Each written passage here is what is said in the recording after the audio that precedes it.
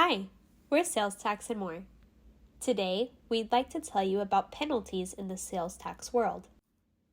In hockey, the penalty box is a location where players sit to serve time for a given penalty. Penalties are commonly given to a player who violates a rule of the game. Sometimes this violation is intentional. In other times, it's just human error, plain and simple. This is no different than in sales tax. Mistakes in the sales tax world can lead to a slew of penalties and interest charges. These can potentially add up to or exceed 50% of the tax that is owed. Let's discuss a few frequently asked questions revolving around penalties in sales tax. First, what are actions that will result in sales tax penalties? There are multiple actions that can result in sales tax penalties. One we like to call the cardinal sin of sales tax is sales tax collected but not remitted. In some situations, when setting up sales tax, it can be simple to turn tax on in automatic processes. However, this does not complete your returns process, and tax is generally not automatically remitted to the state. This can put businesses in a situation that is viewed as unjust enrichment because they are keeping money that is meant for sales and use tax, but it is not being remitted to the state. Another action that can result in sales tax penalties is failing to collect or remit sales tax at all. This mistake is typically discovered in one of two ways: during an audit or after the business realizes it themselves. During an audit, the state can go back and request the back taxes, penalty, and interest for the period in question.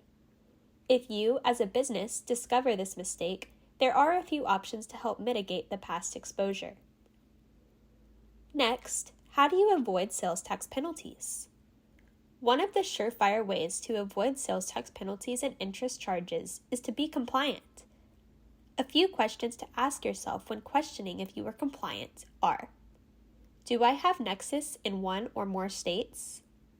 Have I registered for sales and use tax in the state I have nexus in?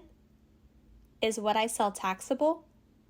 Am I collecting and remitting sales or use tax in those states? Having a trustworthy sales tax partner can help to ensure you are on the right track from the beginning of your sales tax journey. Though being compliant sounds easy, there are many instances where a business either made a mistake and is being audited or simply discovers the mistake themselves. There are a few ways you can go about handling the mistake. One way is a tax amnesty program. A tax amnesty program is offered by the states. The state may waive all or some of the interest and penalties in regards to previous tax periods without criminal or civil penalties. Another way you might handle this is a voluntary disclosure agreement, or a VDA.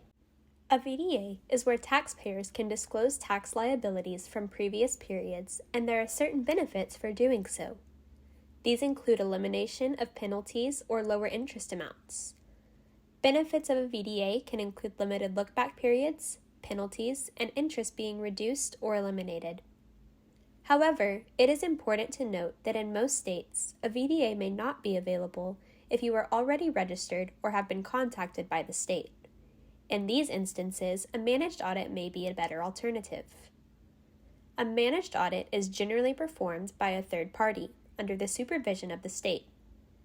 Since the state does not have to complete the full audit themselves, there is generally a reward.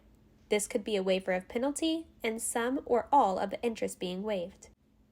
Sales tax penalties and interest are big topics. If you need help or have a question about our services, please visit our website at salestaxandmore.com. Thanks for watching.